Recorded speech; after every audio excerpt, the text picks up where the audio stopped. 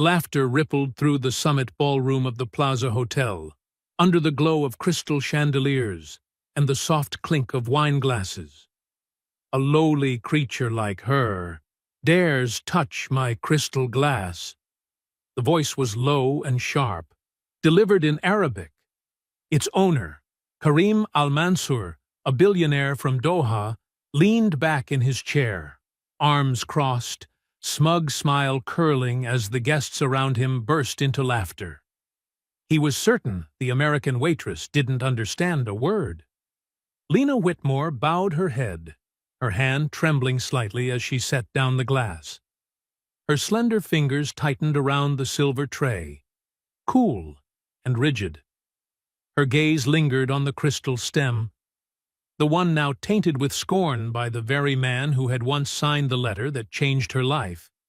And yet, he didn't recognize her. 1 second. 2. Then Lena looked up, and in flawless, near-native Arabic, she spoke. The crystal glass does not lower the one who holds it. It only reflects the dignity of the one who drinks from it. The entire room froze. The laughter cut off mid-air, like something had been strangled. Karim stared, stunned. The wine in his hand trembled just slightly, its rich surface mirroring the crack forming in his composure. Lena Whitmore didn't belong here. Beneath the glowing chandeliers of the Plaza Hotel, in the heart of Manhattan, she was just a shadow moving silently between silk gowns and raw power. A ghost among tailored evening wear and the smug laughter of the elite. She wore a faded black uniform, a white ruffled apron wrinkled from too many washes. Her hair was tied back neatly, revealing a faint scar just above her left brow, a remnant of a childhood fall she never bothered to hide. To them, she was nothing more than the girl with the tray.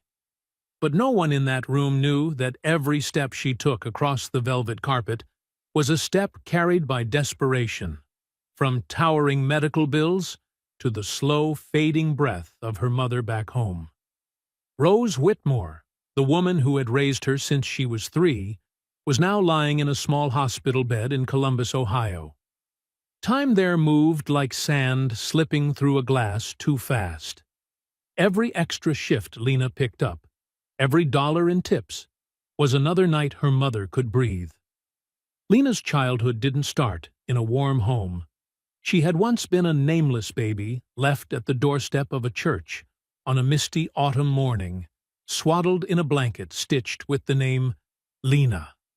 That name would later be rewritten as Lena by the first man who lifted her into his arms, hands trembling, but heart resolute, Professor Yusuf Al-Hassan. Professor Al-Hassan was an Egyptian linguist, once a lecturer at Cairo University before moving to the U.S. He had no wife, no children, and lived alone in a tiny apartment overflowing with books. And Lena, barely 4 years old, became the center of that universe. While other children were learning to count with cookies or sing the alphabet in rainbow colors, Lena was tracing ancient poetry. If you want to understand someone, learn their language. If you want to love a culture, learn its poetry. That's what her adoptive father always said, every time he lit another candle on their worn wooden table. They couldn't afford electricity that winter, but Lena never felt poor. For the first 3 years of her adolescence, Lena lived in Cairo, where her father returned to care for his aging mother. She attended an international school by day, but her real education began at night, in a small flat that smelled of ink and old paper. She learned Arabic calligraphy by candlelight. Each stroke meant to breathe, like it carried someone's soul. She recited the poetry of Al-Mutanabi, not for grades, but to feel why words written 1,000 years ago could still stop a heart. And most importantly, she learned the power of silence, the kind of silence that speaks more than language ever could. When Lena turned 16, Her father passed away from a sudden stroke. That was the first and last time she cried aloud. She returned to the States carrying not clothes, but handwritten manuscripts, a worn poetry volume, and the memory of a man who had never once called her an orphan. Tonight, in that grand ballroom, no one knew that the quiet waitress pouring their wine had once been the chosen student of a world-renowned professor. No one noticed her sharp gaze behind calm eyes, or the way she moved between gilded chairs with quiet dignity. They only saw her worn shoes, faded apron, and mistook her silence for weakness. They were wrong. Table 1, quietly nicknamed the Lion's Den by the hotel staff, was always reserved for those who didn't just hold power, but wore it like a crown. People who could hush a room with a chuckle and destroy reputations with a raised eyebrow. Tonight, at the center of that table sat Karim Al-Mansour, a billionaire from Qatar, one of the most influential investors in oil and tech across the Middle East and North America. 50 years old, broad-shouldered, sharply dressed in a deep charcoal Armani suit, every gesture he made seemed calculated for maximum observation. To his left sat his 22-year-old daughter, Layla Al-Mansour, an international relations student at Georgetown, recently back from a semester in Paris. She sat upright, eyes drifting across the room like she was memorizing every face. But every so often, her gaze dropped, quietly uncertain. Next to her was Victor Radley, media tycoon, slicked-back hair, thin glasses, and a Rolex that caught the chandelier light like a flashing signal. Brielle Langford, heiress of New York's famous Langford real estate dynasty, perched beside him like she'd just stepped out of a fashion editorial. Her pearl necklace layered so thick it looked ready to strangle her own voice. And at the far end, Senator Grant Holloway, seasoned Republican figurehead, red tie neatly pinned, with a smile that looked stapled on, and eyes always scanning for something to ridicule. Lena approached, balancing a tray on her left hand, setting down flutes of champagne with her right. She could feel their eyes, piercing, scanning, judging, like a full-body X-ray. "She's the waitress? I thought she was a freshman who got lost." Brielle tilted her head, speaking just loud enough for everyone to hear. She smirked, her gaze lingering on Lena's worn-out shoes. "She probably comes from some place where the nearest Starbucks is 3 hours away," Radley added with a throaty chuckle, eyes locked on the frayed collar of Lena's uniform. "Well, at least she balances the tray properly. That's training, probably from some second-rate trade school." Holloway said casually, then turned toward Karim with a sly look. Karim chuckled under his breath and replied in Arabic, "She carries that tray like she's lost in a street market. Doesn't even know where she is." The table erupted in laughter. Lena didn't flinch. She was used to laughter like this. Laughter laced with power, designed to make others shrink. Laughter that assumed silence equaled submission. She placed the last glass before Layla. The younger woman's hand trembled slightly, but she quickly covered it by clutching her napkin tighter. "I bet she's never even been in a place like this." "Look at the way she holds the glass," said a man in a velvet blazer, likely one of Radley's entourage, his voice nasal and smug. "She probably thinks this is the height of luxury," chimed in a woman wearing diamond earrings, tossing her head back with a laugh. Lena moved on, performing her duties, but every step she took seemed to echo with the taunting voices behind her. From the corner of the table, Layla glanced at her father, then followed Lena with her eyes. She looked like she wanted to speak, but her lips only pressed into a thin line. Something in that quiet girl, steady, cold, but unshaken, struck a strange chord in her. Familiar. Too familiar. Lena was pouring water for Senator Holloway when her hand trembled, spilling a few drops along the rim. "Careful now," Holloway quipped. "This glass costs more than your week's tips." He laughed heartily, slapping the table as if he'd just told the joke of the year. Laughter rang out again. Lena tightened her grip around the glass bottle. She inhaled slowly, tried to keep her breath even. And from somewhere deep in memory, she heard her father's voice from that cramped Cairo apartment years ago. "Language can be a sword, but sometimes, child, silence is enough to let others cut themselves." The kitchen door swung shut behind Lena, separating her from the perfume-laced air, the glint of crystal glassware, and the cruel laughter wrapped in luxury. In here, the heat clung to the walls. Oil hissed in deep fryers. Orders were shouted in half a dozen languages. Knives clattered on cutting boards. But somehow, she heard the soft ting of her phone in the pocket of her apron. She pulled it out and swiped the screen. A text. From Cousin Ellie in Ohio. "Insurance denied again. They said this case is beyond reasonable recovery. We're out of options, Lena. Sorry." Just 4 lines. But for Lena, they landed like stones dropped one by one into a well already bone dry. She froze in the middle of the cramped kitchen. Her breath caught in her throat. The noise around her seemed to blur, muffled under the weight pressing against her chest. No options left. The words echoed louder than anything else in the room. She slumped onto a metal stool by the sink, her back against the cool tile wall. Sweat soaked the back of her uniform. Her hands, still clutching the phone, trembled slightly. Her mother had been fighting for 2 years. Chemotherapy, radiation, experimental drugs, 3 hospital transfers, and Lena had fought with her. Night shifts at 3 restaurants, public assistance applications, crowdfunding campaigns. She'd even considered pawning her father's keepsake ring. And now, every door had slammed shut. She lowered her head, pressing her forehead against her hand, eyes clenched tight. Just a few seconds.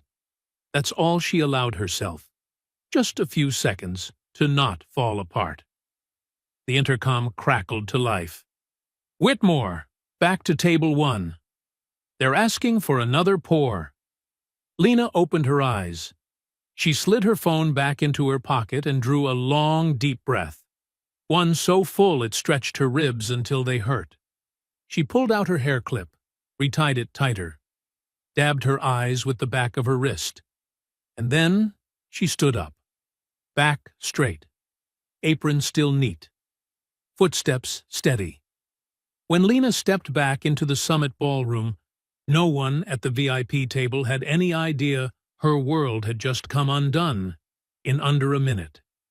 They didn't see the redness in her eyes, didn't hear the breath she swallowed whole, didn't know that every step she took now wasn't for duty, but for dignity, for the pride her father had passed down in ink and syllables and candlelight. No tears, no trembling, no retreat. At the far end of the room, the light glinted off the marble walls like a calm lake beneath moonlight. And amid all the opulence, Lena stood like a pause, small, quiet, but impossible to erase. The storm hadn't hit yet, but the air had shifted. Those who were paying attention, like Layla, might have sensed it.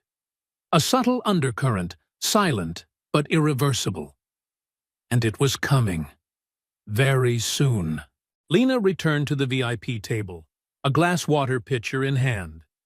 She no longer bowed her head. Not out of fear, but because she refused to give them any excuse to call her defiant. She began refilling glasses, starting with Senator Grant Holloway. As he accepted his glass, he chuckled and said with mock curiosity, "I wonder if she can even spell the word diplomat, or just tray and tips." The table erupted with laughter. "Or exit," Victor Radley added. raising his wine glass like he'd just made a toast. "Because I fear she'll be needing that soon." Lena remained calm, but in that instant her eyes flicked down to Holloway's hand, where a golden eagle ring clenched into a fist around the stem of his glass. She moved to pour for Layla. Her hand was steady, but when she reached Brielle Langford, a few drops of water spilled over the rim, trailing down the glass like a minor accident. But Karim Al-Mansour didn't let it go. He burst out laughing, louder than at any moment before. "Careful, girl. These crystal glasses aren't meant for dishwater." Another wave of laughter surged from table one. Guests at neighboring tables began glancing over, some laughing along, not wanting to feel left out. Lena set the pitcher back onto her tray, gave a polite nod, and stepped back. But this time, she didn't walk away. She stood still, hands gently clasped in front of her, eyes lowered, but not submissive. This was composure, not surrender. Layla noticed the shift. She started observing more closely. She noticed something wasn't right. Not with Lena, but with the atmosphere around her father. The eyes of the powerful men at the table, Radley, Holloway, Karim, were no longer just dismissive. They were amused, gleeful even. They were savoring each moment of Lena's humiliation, like it was the appetizer to a fine meal. And that unsettled her. It rattled something deep. A young man in a wine-red velvet jacket, hair slicked back like glass, piped up from the end of the table. "I bet she's never served anyone wearing a $10,000 suit before. Look at her holding that glass like it's a gas can." The laughter rang out again. A woman in emerald silk with bright red lipstick shook her head and added, "Those shoes! I swear my mother wears the same ones for gardening." Lena picked up her tray, preparing to walk away, but her eyes met Layla's for just a second. Something flashed. Not defiance, not pain. It was clarity. A quiet awareness of exactly where she stood, of what they thought, and of what was coming next. Layla released her napkin onto her lap. Her hands curled into fists, then opened again. Her expression remained composed, but in her eyes, something was stirring. It wasn't just discomfort. It was doubt. And it was directed at the man she had once admired most, her father. Meanwhile, Lena kept working. She placed the tray down at a side table and straightened a few glasses. Every movement measured, like it had been rehearsed with a ruler. No excess, no hesitation, no fear. A fellow server, Nora Hill, passed by her, looked like she wanted to say something, then thought better of it. There was something in Lena's posture now that no one dared to interrupt. Not because she demanded attention, but because she was dangerous in her silence. The entire room seemed to be suspended between two breaths. Those around table one didn't yet realize they had pushed everything to the edge. And when it breaks, it won't come with noise. It will come with silence. And after that, every eye will turn. Another scoff came from Senator Holloway. Radley lifted his glass for a sip. Brielle leaned in to whisper something smug to the woman beside her. Lena remained where she was. Both hands rested gently on the satin-covered table. Her face was calm, the light from the chandelier above casting a soft amber glow across her hair. And then she lifted her head. The room stalled for just a moment. Her eyes locked on Karim Al-Mansour, the man who had mocked her most tonight, in a language he believed she couldn't understand. No one moved. And then Lena spoke, softly but firmly, quietly yet clearly, in flawless Arabic. "If you are arrogant, remember, he who carries light does not need to shout to be seen, and he who raises himself through lowly words will be drowned by silence." Her voice wasn't loud, but every syllable landed like a drumbeat. Each word deliberate, the rhythm shaped with the grace of someone who had studied the ancient pulse of classical Arabic poetry. No one at the table moved. Some didn't fully understand. But one man near the edge of the table suddenly exclaimed, "Al-Mutanabi!" It was Ambassador Evelyn Duval of France, distinguished in a modest suit with a golden wheat pin on his lapel. He leaned forward, eyes wide. She quoted him, word for word, and perfectly. Chairs shifted. Heads turned toward the ambassador, then back to Lena. Now, she had placed her right hand over her chest, right above her heart, just as her adoptive father had once taught her. "Every great poem begins from the heart," he used to say, "not the tongue." Her eyes shimmered with unshed tears, not from pain, but from memory. She gave a small bow, not deep, not exaggerated, just enough to say, "I don't need to shout to be heard. I don't need anger to be seen." A soft clink echoed, the sound of a spoon slipping into a teacup. A woman with red lipstick dropped her smile like a cracked mask. Brielle Langford blinked rapidly. Her back straightened, as if something had just shifted inside her. Victor Radley set his glass down, no longer so theatrically composed.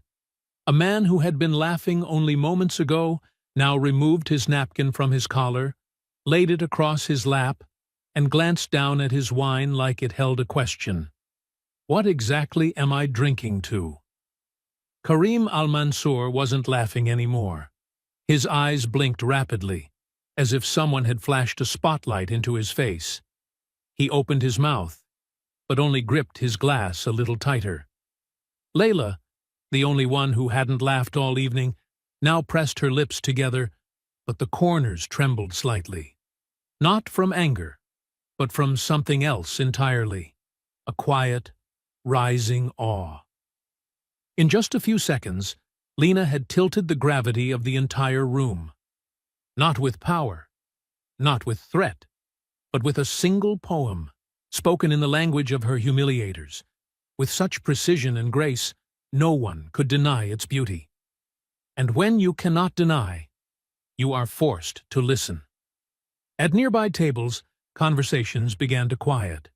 It was as if the stillness around table one had rippled outward, like a hush across still water. No one wanted to be the first to speak next. Lena remained still. Her hand had lowered from her heart, and she resumed the posture of a server. But the way she stood, calm, upright, without effort, made several people reconsider how they saw her, even if only for a moment. A wave had just rolled across what once seemed like a still surface, and it had only just begun. The air around table one was still tense after the poetry recitation, but as the looks began to shift, from condescension to confusion, from confusion to silence, Karim Al-Mansour could no longer sit still. He leaned back in his chair and gave a dry, forced laugh, as if trying to break the atmosphere now tipping toward Lena. "Humph. Memorizing a few lines of poetry isn't that impressive. Arabic is a language that parrots can mimic. Quoting a poem doesn't mean she understands anything real." He turned to Radley, as if seeking backup. "Ask her something real. Something a parrot couldn't fake." Radley smirked and caught on instantly. He set his wineglass down. "Gladly." He leaned toward Lena, eyes gleaming like a predator who'd played this game before. "What's your take on the bilateral tariff adjustments between Qatar and the U.S. and their impact on crude oil import volumes, particularly after the cooperation agreement signed this past June?" He asked the entire question in Arabic, but not just any Arabic. It was fast, razor-sharp, and loaded with financial and geopolitical jargon that even native speakers would struggle to unpack. The table went quiet again. Some guests tilted their heads slightly, as if waiting for Lena to stumble. This was a trap, and everyone could see it. But Lena simply tilted her head slightly, her eyes gleaming with quiet focus. She didn't flinch. She didn't rush. She didn't freeze. She simply listened. And then, in clear and composed Arabic, she responded. If we reference the May report from the U.S. Energy Information Administration, crude oil imports from Qatar rose by 11% compared to the previous quarter, largely due to adjustments in Article 3 of the new tax agreement. However, following the standard trade cycle models aligned with sliding exchange rates, that advantage will likely be offset next quarter due to the retroactive provisions imposed by the U.S. side. I'm afraid the optimism surrounding the June agreement was mostly symbolic. In reality, small and mid-sized enterprises in Qatar will suffer, especially as logistics costs increase, with the container rate hikes out of Dubai. Her words were sharp, each concept unpacked with accuracy and clarity. No fluff, no stammering. She didn't just answer the question, she reframed it, analyzed it, and exposed its weak assumptions, all with the fluency of someone who didn't just study policy. She understood it. The table went dead silent. Senator Grant Holloway was the first to break it. He began to clap. Slowly, but deliberately. Each clap deliberate, as if he had just witnessed something far more remarkable than a congressional hearing.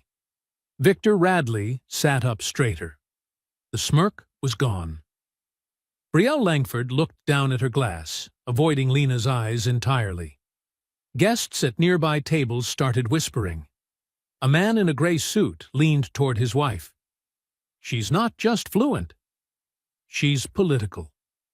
A well-dressed older woman, likely a journalist, murmured, "That's the language of someone who's lived it. You can't fake that." Layla sat motionless. Her hands gripped the napkin in her lap. For the first time in her life, she had witnessed a woman, once mocked and belittled, completely shift the power dynamic, using only her mind. No shouting, no defense, no tricks, just knowledge, spoken in a voice that could not be dismissed. And Lena? Once she finished, she gave a small nod. No triumphant smile, no arrogance, no bitterness, just the quiet confidence of someone who'd long been underestimated. She bowed politely and turned back to her water pitcher, as if what had just happened was simply part of her shift. Nothing special. But everyone knew. The room had turned. Kareem's guttural laugh echoed through the banquet hall, ripping through the tension that had just begun to settle. "If you're really that brilliant," he sneered, "then why are you a waitress? Could no one else afford to hire you?" Lena didn't respond right away. Silently, she unfastened her apron, revealing a worn envelope tucked behind the fabric. A bright red seal, stamped with an eagle, and the words, "United Arab Emirates, Ministry of Foreign Affairs," glinted under the lights. She held the envelope high, then opened it and pulled out the folded paper inside. Her voice rang out, clear and steady. Honorary scholarship for the top student in the Middle East U.S. Exchange Program. Awarded to Lena Whitmore. Signed by Dr. Kareem Al-Mansour, Special Advisor for Cultural Diplomacy. The room fell silent. Kareem froze. His lips parted, but no words came out. A wave of murmurs swept through the audience. Layla looked at her father, confusion flooding her eyes. The light in the room seemed to dim, then swell gently again as Lena continued, "When I was 17, I wrote an essay about how language can serve as a bridge to peace, rather than a weapon of division. That essay was chosen to represent the youth of the United Arab Emirates in a global exchange initiative, and the one who selected it was you." She looked at Kareem, not with anger or resentment, only a quiet disappointment. The kind that stings deeper than fury. A memory returned, a warm, softly lit office in Abu Dhabi, 5 years ago. Karim, then still removed from political life, sat at his desk, poring over stacks of essays. He paused at one typed page, eyes focused. The words were simple, but filled with hope. Written by a young girl who believed that the human voice could heal the wounds of war. He had smiled that day, picked up his pen, signed the lower corner of the page. And now, he stood before that very same girl, without recognizing her, without remembering that he had once opened the first door to her future. The name Lena Whitmore now struck like a dagger into his pride. A journalist quietly lifted their camera. A videographer had already trained their lens on Lena. And in that breathless silence, the first applause came. From none other than Senator Holloway. Layla stared at her phone screen, her fingers frozen. The screen displayed a video, a clip from last year's International Translation Conference. It was Lena, standing behind a podium, confidently addressing a panel of experts from across the globe. Her voice calm, measured, but brimming with conviction. We translate not just words, but hopes, pain, identity. Every phrase we preserve is a fragment of someone's soul. And to strip a person of their voice is to erase their existence. The audience in the video had given her a standing ovation. Layla's throat tightened. She looked up from the screen, her gaze moving from her father's rigid figure to Lena, standing alone in the quiet aftershock of the revelation. Without a word, Layla stood up.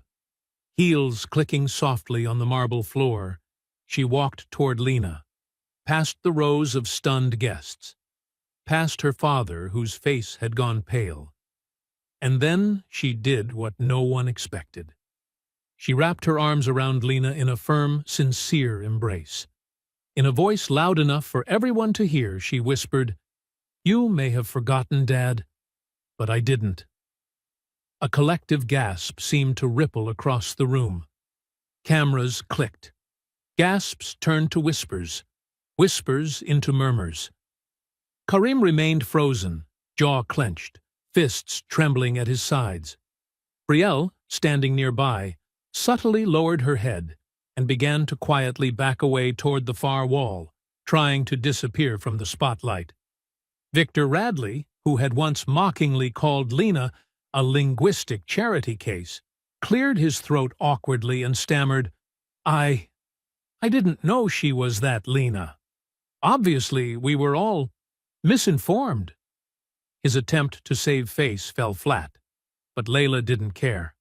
Her arms were still around Lena. The two women now stood united, not just as acquaintances, but as a generation refusing to repeat the arrogance of those who came before them. And in the silence that followed, it became clear to everyone watching. This wasn't just about a girl who once received a scholarship. It was about truth remembered, dignity reclaimed, and the courage to speak up, even when the whole room had gone quiet. A heavy silence hung in the air.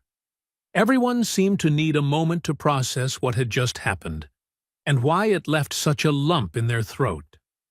Then, from a table near the window, a distinguished man in a charcoal suit slowly rose to his feet and spoke. She is the embodiment of dignity. His voice wasn't loud, but it echoed through the space with quiet authority. Heads began to nod. Then, a few people stood, not to leave, but to applaud. A ripple of clapping spread across the room like a rising tide, and this time it wasn't for anyone else but Lena. Layla was still standing beside her, gripping Lena's hand tightly, her eyes filled with pride and emotion. Behind the scenes, a few technical staff members, who had been silently watching the entire event, quickly uploaded the video clip of Lena's response to social media. One caption read, "They thought she was just a waitress. Turns out, she was a living language." Within 10 minutes, The video had already been shared tens of thousands of times. On Twitter, the hashtag #SheTranslatedDignity began trending across the country. Clips resurfaced from Lena's keynote speech at last year's translation conference, particularly the moment where she had said, "Every language we preserve is a piece of someone's soul." The news spread faster than any speech delivered that night. Major outlets, which had initially planned to cover Karim Al-Hassan's $1 million gala, swiftly changed their headlines to "From Mocked to Magnificent, the Story of Lena." Meanwhile, Karim remained frozen at the head table. His face no longer bore anger, but emptiness. It was as if his soul had left his body the moment Layla whispered, "You forgot, but I didn't." He glanced around and, for the first time in his life, seemed to fully grasp something that power could never command: the loss of trust. Every gaze cast in his direction now felt a few degrees colder. Some people looked away. Others stared as though they were re-evaluating everything they had ever respected about him. Karim swallowed hard and slowly rose to his feet. His movements weighted, as if the full burden of the past had just collapsed onto his shoulders. No one stopped him. No one walked him to the door. The massive wooden doors at the back of the room closed with a dry click, like the final punctuation on an era built on pride. A week had passed since the gala, yet the ripples from that evening still echoed across the world. News outlets, social media pages, op-ed columns, everyone had something to say about the waitress, who silenced a room full of billionaires and diplomats. But Lena? She was right where she'd always been, at the Midtown Plaza Hotel, donning her dark green apron, tying her hair in a neat bun, and moving silently through the lobby. Only now, the stares she received weren't dismissive glances. They were curious, cautious, even respectful. Some employees straightened up when she walked past. Guests who had once ignored her now offered tight smiles, unsure if she would remember their faces or their silence. But Lena never brought it up. At the espresso bar, she wiped the counter clean as if nothing had changed. She adjusted the pastries, polished the silver tray, refilled the napkin holder. That's when a soft voice called her name. "Lena?" She turned around. Layla Al-Mansour stood there, not as the daughter of an oil magnate, but as a young woman holding something close to her chest. She looked hesitant. I've been meaning to give you this," she said, extending a small leather notebook. Lena hesitated before accepting it. She flipped it open. Inside were pages, lined with neat, handwritten sentences. Some were just a few words, others spanned paragraphs. All of them were apologies, from people at the gala. Some anonymous, some signed. "I collected them," Layla said, nervously tucking her hair behind her ear. They wanted to say sorry. For what they said. For what they didn't say."